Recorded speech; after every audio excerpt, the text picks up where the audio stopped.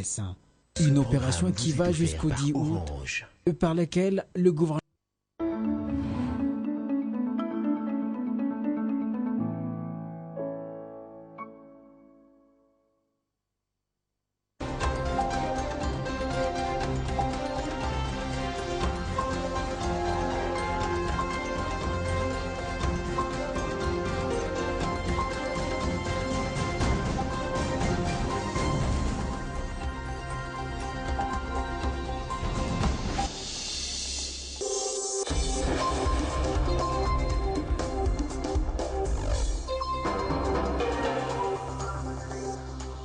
Au sommaire de ce journal, le président de la République restera au pouvoir jusqu'à l'installation du nouveau président. La Cour constitutionnelle a tranché ce mercredi. Il s'agit de la lecture des articles 70, 103 et 105 de la Constitution par la Haute Cour qui fait suite à la requête signée par environ 295 députés nationaux. Dans l'actualité également, le 4e appareil de la compagnie nationale Congo Airways est attendu ce jeudi 12 mai à Kinshasa. C'est un aéronef de type bombardier K400 débaptisé Anouarit Negapeta. Et pour en parler, nous serons en ligne avec Xavier Brandon, directeur des opérations de la compagnie aérienne Congo Airways. Et puis le porte-parole de la majorité présidentielle a tenu un point de presse ce mercredi à Kinshasa. Face à la presse, André Alain Atundoua a abordé plusieurs sujets d'actualité, notamment le blocage de la mise en place du comité préparatoire du dialogue national, le processus électoral et l'affaire mercenaire. Nouvelle session d'information sur Télé 50. Bienvenue à tous. À la une de l'actualité, le président de la République restera au pouvoir jusqu'à l'installation du nouveau président. La Cour constitutionnelle a tranché ce mercredi. Il s'agit de la lecture des articles 70, 103 et 105 de la Constitution par la Haute Cour qui fait suite à la requête signée par environ 295 députés nationaux. L'objectif était de fixer les uns et les autres sur la légitimité du chef de l'État actuel en décembre 2016 au cas où l'élection présidentielle n'est pas organisée d'ici novembre 2016. Il en est de même pour les députés et sénateurs qui restent en fonction jusqu'à l'élection des nouveaux élus. Dans l'actualité également, le porte-parole de la majorité présidentielle a tenu un point de presse ce mercredi à Kinshasa. Face à la presse, André Alain Atundoua a abordé plusieurs sujets d'actualité, notamment le blocage de la mise en place du comité préparatoire du dialogue national, le processus électoral et l'affaire mercenaire. Je l'annonçais au sommaire, le gouvernement congolais continue de concrétiser sa promesse dans le secteur de l'aviation. Le 4e appareil de la compagnie Congo Airways est attendu ce jeudi à Kinshasa.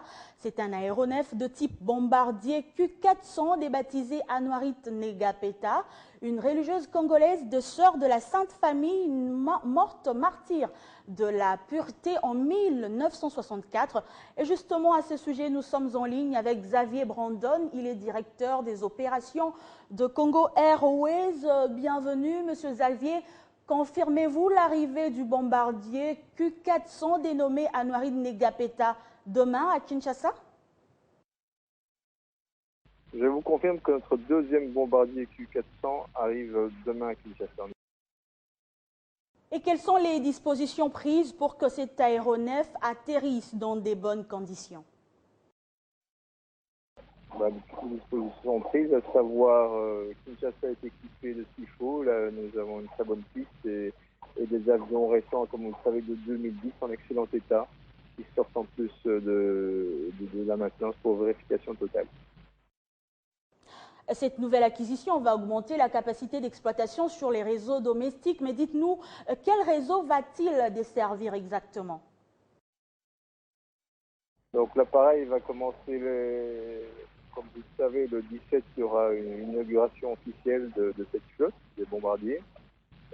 Quelques jours après, donc avant la fin du mois, les premiers vols commenceront. Les premiers vols commerciaux commenceront en domestique, comme nos Airbus qui volent pour le moment en domestique, avant d'avoir une autorisation pour l'international dans quelques mois. Mais le Q400 est certainement un avion pour faire des vols régionaux, donc sur les aéroports secondaires du pays. Alors ça, on pourra étendre notre réseau vers un certain nombre de villes qui ne sont pas desservies aujourd'hui. je ne peux pas vous répondre à cette question. Merci Xavier Brandon pour toutes ces précisions. Je rappelle que vous êtes directeur des opérations de la compagnie aérienne Congo Airways. Affaire mercenaire, deuxième jour de comparution pour Moïse Katumbi. Après l'audition de ce mercredi, l'ex-gouverneur du Katanga devra se présenter de nouveau le vendredi 13 mai au parquet général de Lubumbashi. Josué Mouyomba. C'est aux environs de 11 h heure locale que l'ancien gouverneur de l'ex-Katanga est arrivé au parquet général de Lubumbashi. Il s'est fait accompagner de ses amis du G7. La coalition de ses avocats l'attendait déjà sur le lieu. Moïse Katumbi est venu pour la deuxième fois comparaître devant les magistrats dans l'affaire de recrutement de mercenaires visant à mettre en péril la nation congolaise, lui reproche le ministre de la Justice, Alexis Tambwe Mwamba. Comme au premier jour, l'instruction s'est déroulée à huis clos. Les journalistes et autres observateurs étaient toujours dans les parages, cherchant à connaître l'issue du dossier. Tout s'est déroulé sous une haute surveillance de la police en vue d'éviter des dérapages. C'est aux environs de 18 h heure locale que l'instruction de ce mercredi a pris fin. Le prochain rendez-vous est fixé après-demain. Nous sommes dans un pays démocratique. Il faut laisser à la justice de faire son travail, a-t-il souligné le gouverneur du Haut-Katanga, Jean-Claude Kazembe Moussonda. Lubumbashi, José Mouyumba, Télé 50. D'une province à une autre, dans le Mai-Ndombe, le gouverneur Jean-Tini Ngobila, déterminé à faire de sa province l'une des meilleures de la RDC. Et après l'atelier tenu dans la capitale au mois de mai dernier sur les travaux relatifs aux entités décentralisées, ce dernier a profité de l'occasion pour accorder une audience aux responsables de dites entités décentralisées. L'objectif est de rappeler à chacun le rôle qu'il a à jouer dans sa juridiction. Au cours de cet entretien entre le gouverneur de la province de Mai-Ndombe, Jean-Tini Ngobila, et le chef des entités territoriales décentralisées, il était question d'échanger sur le rôle que chacun doit jouer pour le développement de cette nouvelle province. Nous venons d'être chez le gouverneur. C'était juste seulement que pour comment est-ce qu'on peut maintenant améliorer notre province et parler surtout sur le point des IPM, que nous devons travailler donc énormément des ETD. Et les taxes qui vont servir surtout au développement de notre entité, à chaque entité. Et nous aussi, nous allons maintenant participer énormément, prendre aussi donc les dispositions pour le développement de notre contrée. Après s'être suffisamment informé sur l'importance de la collaboration avec d'autres services et la sensibilisation de la population sur la paie de l'impôt, les responsables des ETD de Mai-Ndombe se sont dit satisfaits des initiatives du gouverneur Jean-Tini Ngobila. Il continue à nous donner des instructions pour bien mener à bon port notre travail sur le terrain. En collaboration avec les autres services, il dit que les chefs des entités territoriales décentralisées sont des responsables numéro 1 dans les entités. Il ne doit pas se laisser faire devant les autres services. Il doit avoir une très bonne relation de collaboration avec tous les services qui sont installés dans sa juridiction. Bien avant cette rencontre, Jean-Tini Ngobila a assisté aux travaux d'assainissement de la ville d'Inongo, chef-lieu de la province, auquel il a lui-même pris part, en vue de servir d'exemple à ses administrés, qui ont également une part des responsabilités dans le développement de leur province. Et puis la vice-gouverneure du Lualaba, Fifi Masuka, vient de rentrer à Kolwezi, chef-lieu de cette province, après un temps passé à Kinshasa pour des soins de santé. À son arrivée à Kolwezi, elle a reçu un accueil chaleureux de la part des membres de son parti politique, le Front des Indépendants pour la démocratie chrétienne. Fifi Masuka a appelé ses membres à soutenir le dialogue initié par le chef de l'État, Joseph Kabila. Les membres du parti politique, le Front des Indépendants pour la démocratie chrétienne de la ville de Kolwezi, chef-lieu de la province du Lualaba, se sont mobilisés tous pour accueillir l'autorité morale de ce parti et vice-gouverneur de la province du Lualaba en la personne de Fifi Masuka Saini, qui vient de regagner sa province après un temps passé à Kinshasa, capitale de la RDC, où elle a été prendre ses soins de santé. À l'aéroport de Kolwezi, c'est une foule importante qui s'est amassée et qui, par cet accueil, a voulu montrer son attachement indéfectible à sa personne. La première femme de la province du Lualaba, Fifi Masuka Saini, a tenu à remercier toute la population pour ses nombreuses prières et le soutien également du gouverneur de la province durant ces dures épreuves de la maladie. Remercier notre Dieu qui a voulu que je puisse rentrer. Effectivement, j'étais partie très malade, mais les médecins ont soigné, mais Dieu a guéri. Je tiens à remercier d'abord mon chef, son Excellence Richard Mouyej, qui a tout fait pour que je puisse retrouver ma santé. Je remercie toute la population de notre province du Lualaba. Je remercie la population de la ville de Kolwezi qui est venue nombreux m'accueillir. Elle est bien de retour. Les activités du FIDEC, son parti politique, devront, selon elle, se focaliser pour la réussite de la tenue du dialogue initié par le chef de l'État, le Raïs Joseph Kabila Kabange. Au siège du parti, devant ses militants venus nombreux, le vice-gouverneur Fifi Masuka a tenu également à soutenir le choix du facilitateur du dialogue national, Eden Kodjo. C'est dans une ambiance de taille de voir le retour de la maman catholique, celle qui est déterminée à apporter son expérience pour le progrès de la province du Lualaba, que la journée s'est clôturée au siège du FIDEC. On va parler sécurité sociale puisque l'Institut national des sécurités sociales sensibilise à ces sujets. Sachez qu'une délégation de l'INSS a séjourné à Ouacha pour vulgariser la législation en matière de sécurité sociale. Il s'agissait d'expliquer les modalités et le bien fondé des cotisations pour bien préparer la retraite. C'était une mission de service de 12 jours dépêchée à Ouacha dans la province de Owele en vue de vulgariser la législation en matière de sécurité sociale auprès de l'employeur Kibali Goldmine et ses sous-traitants.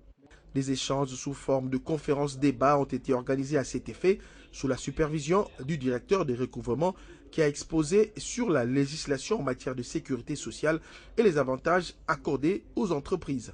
Tout au long de notre exposé, nous avons présenté sommairement la structure organique de l'INSS, la direction de recouvrement et les missions qui lui sont dévolues. Nous avons également brossé les aspects liés aux opérations du guichet unique et avons souligné le rôle prépondérant qui continue de jouer les centres de gestion dans le suivi des employeurs dans leurs ressorts respectifs. Les échanges ont aussi tourné autour des modalités de déclaration et paiement de cotisations sociales au guichet unique, des modalités de déclaration qui font en sorte que les pensionnés soient mieux payés en fonction de leurs cotisations. Notre régime, c'est parmi les régimes qui payent les prestations les plus élevées et curieusement, c'est le régime qui a le taux de cotisation le plus bas. Au monde, en matière de pension de retraite ou en matière de régime général, le pays qui a les cotisations le plus bas, malheureusement, c'est notre pays.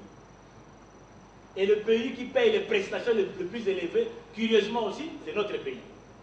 C'était donc des débats et échanges riches qui ont poussé le DG de Kibali Goldmine à reconnaître l'importance de la sécurité sociale. Enfin, le non-respect des textes légaux et réglementaires du régime général géré par l'INSS sont aussi objets de sanctions. Les précisions ont été données par le président du tripé de Ouacha. Lutte contre le paludisme, la RDC est classée parmi les zones endémiques de cette maladie. C'est dans cette perspective que le gouvernement, avec ses partenaires, mène des actions visant à éradiquer cette maladie, ce qui justifie le lancement de la première phase de la campagne pour la promotion de l'utilisation de la moustiquaire imprégnée d'insecticides et la distribution gratuite des médicaments contre le paludisme simple et grave. Le siège social de l'Asbel Sanrou est le cadre choisi pour le lancement de cette campagne de lutte contre la malaria en présence de la presse. Une opération qui va jusqu'au 10 août, par laquelle le gouvernement espère atteindre 0 cas de malaria dans chaque ménage. La moustiquaire imprégnée d'insecticides, l'ACT, la tésunate injectable et bien d'autres produits seront distribués gratuitement à la population des différentes zones et centres de santé ciblés. Le gouvernement a doté le paquet de lutte contre le palu dans toutes les zones de santé. Mais malheureusement, ces paquets, deux fois, nous trouvons est détourné. Détourné, c'est-à-dire Nous sommes en train de retrouver ces produits qui devaient être distribués gratuitement au niveau de la rue, en train d'être vendus au vu de tout le monde. Alors on s'est dit, la population ne sait pas que ces produits ne doivent pas être vendus. Et d'ailleurs, c'est écrit sur l'emballage, et des moustiquaires, et des ACT, et des TDR, que ce sont des produits fabriqués pour ça en rue, et il y a interdiction de vente, sous peine ou sous poursuite judiciaire. Des numéros de téléphone sont également mis à la disposition de la population, un grand renfort pour la réussite de cette initiative. Le 081 55 66 170 et le 089 58 88 888 pour non seulement contacter les services d'urgence, mais aussi dénoncer les cas des ventes. Et un communiqué de la Générale des Carrières et des Mines avant de boucler ce journal. La GECAMINE a appris par les médias la cession par Freeport MC Moran de la totalité de sa participation dans TF Holding, opérant ainsi unilatéralement son retrait du projet Tekemfungurume Mining ainsi que le transfert de la majorité du contrôle de TFM à une entité tierce. Freeport MC Morgan et l'acquéreur n'ayant eu aucun contact avec la GECAMINE quant à l'exercice de ses droits et aux nouvelles conditions d'exploitation du projet. GECAMINE décide de faire examiner par ses conseils les termes annoncés de l'opération au regard de ses droits en vertu des accords la liant directement ou indirectement à Freeport MC Moran. La GECAMINE fera valoir ses droits comme elle l'a fait ces dernières années à l'occasion des décisions unilatérales de retrait de ses partenaires par des tentatives de cession indirecte du contrôle des sociétés communes des entités tierces. À propos de la GECAMINE est une entreprise commerciale à droit privé, acteur de premier plan du secteur minier en République démocratique du Congo. Ce journal est terminé. Tout de suite, le rappel de titres. Le président de la République restera au pouvoir jusqu'à l'installation du nouveau président. La Cour constitutionnelle a tranché ce mercredi. Il s'agit de la lecture des articles 70, 103 et 105 de la Constitution par la Haute Cour qui fait suite à la requête signée par environ 295 députés nationaux. Dans l'actualité également, le 4e appareil de la compagnie nationale Congo Airways est attendu ce jeudi 12 mai à Kinshasa. C'est un aéronef de type bombardier Q400 débaptisé Anouarid Negapeta. Et pour en parler, nous étions en ligne avec le directeur des opérations de la compagnie aérienne Congo Airways. Et puis le porte-parole de la majorité présidentielle a tenu un point de presse ce mercredi à Kinshasa. Face à la presse, André Alain Atundu a abordé plusieurs sujets d'actualité, notamment le blocage de la mise en place du comité préparatoire du dialogue national, le processus électoral et l'affaire mercenaire. C'était l'essentiel de l'actualité. Merci de nous avoir suivis. La revue de presse, c'est dans un instant.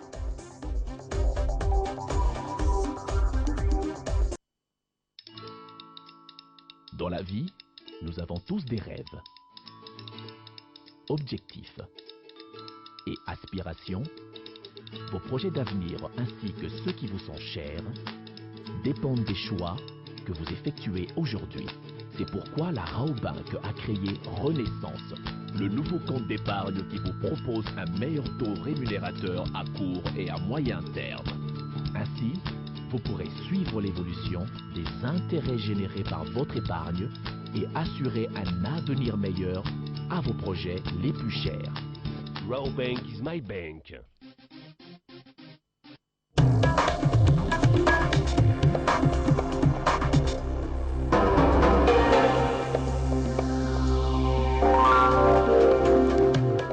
L'autre rendez-vous de l'actualité, c'est la revue de presse dans une sélection et présentation signée Arlette Boutella. Bienvenue. Merci, grâce à Lambeau.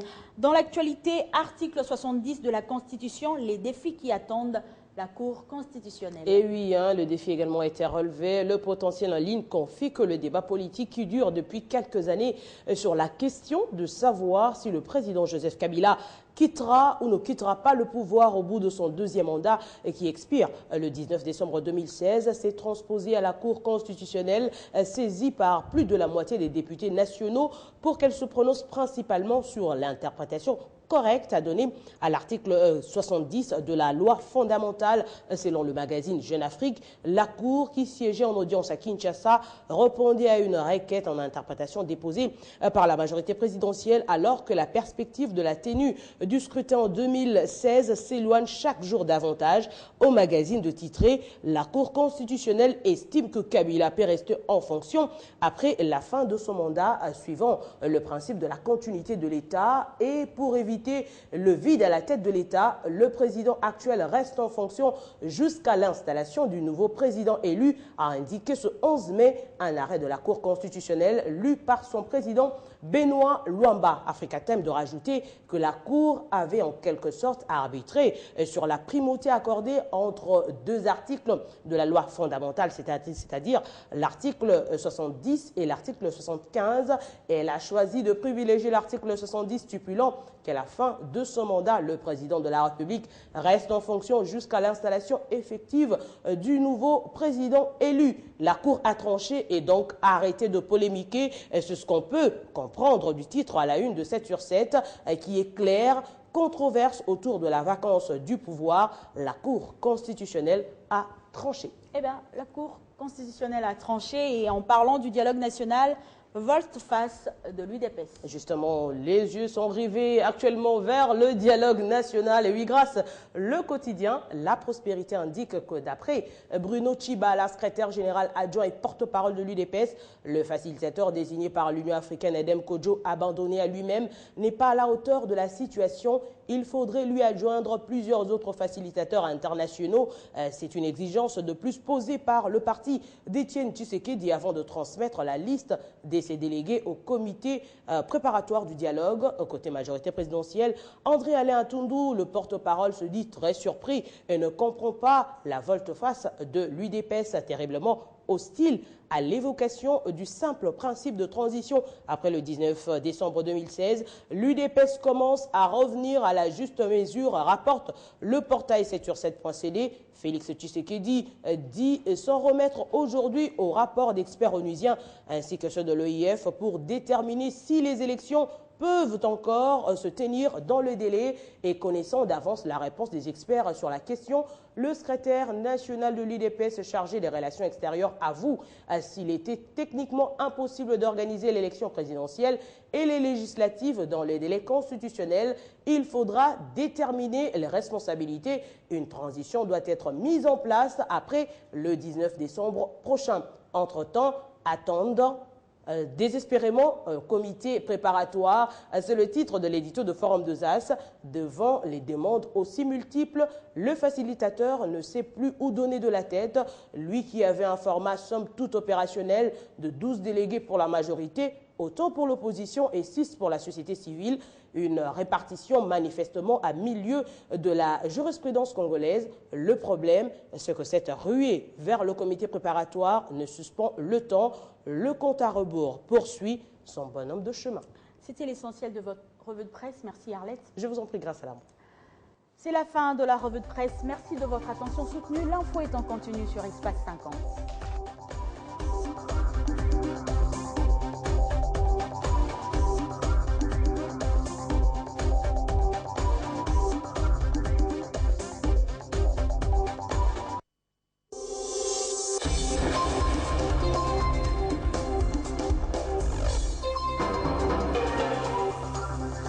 Ce programme vous a été offert par Orange.